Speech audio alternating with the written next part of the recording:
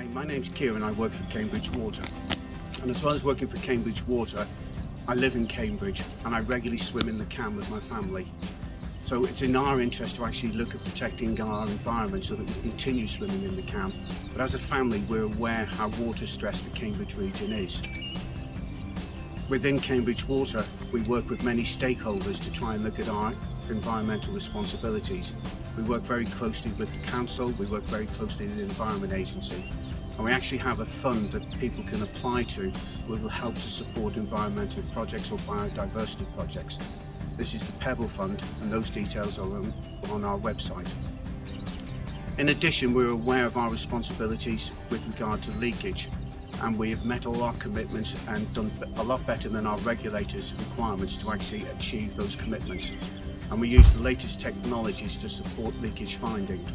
We use satellite technology so to help us detect leaks.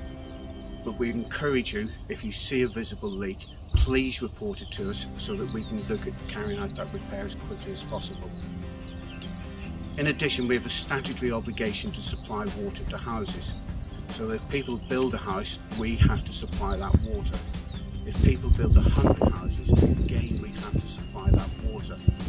But as an organisation, we have no statutory responsibilities or accountability to reject applications. But we work very closely with housing developers to make sure that those houses are built as efficient as possible.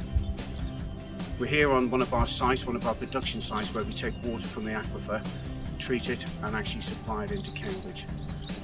Today, with one of my colleagues, I want to ask every individual, how much water do you think you use per day? Andy, how much water is in this first In pile? this stack there are 24 litres. And in the second? In this stack there are 72 litres. And in the last pile, Andy? In this stack there's 132 litres. So every single individual, on average, uses 132 litres of water per day. Interestingly, during COVID, that went up by 20 litres as people were working from home, and we noticed that difference. And we noticed in terms of the profile, in the morning, people use the water early for tea and coffee, and then showers, and it's dropping off during the day. During COVID, we saw people working from home, and the peaks were in the evening. So an average person uses 132 litres of water a day. An average household uses nearly 500 litres of water per day. And that is the same as running a garden hose for an hour. So in terms of all our responsibilities, we need to ensure that we are trying to work together to reduce our water consumption. We will do our part in terms of working within the environment. We will do our part in meeting obligations associated with leakage. We are keen to come out to schools and talk about the water cycle. And I know during COVID this has been difficult, but as schools are open now, please contact us through the website so we can arrange a visit.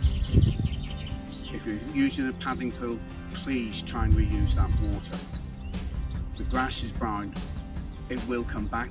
I have a watering can for doing my flowers. I don't have a hose. I apologise if some of our vehicles sometimes look a bit grubby and a bit dirty. We are trying to reduce the amount of water we use in terms of keeping our vehicles clean. Be proud of a dirty car. Finally, and probably one of the most important is, as an industry, we know that people having meters reduces consumption. So get a meter. Not only will you reduce your consumption, it's an opportunity to save money. It is only by working together and changing the way we interact with our environment that we will deliver sustainability. Thank you.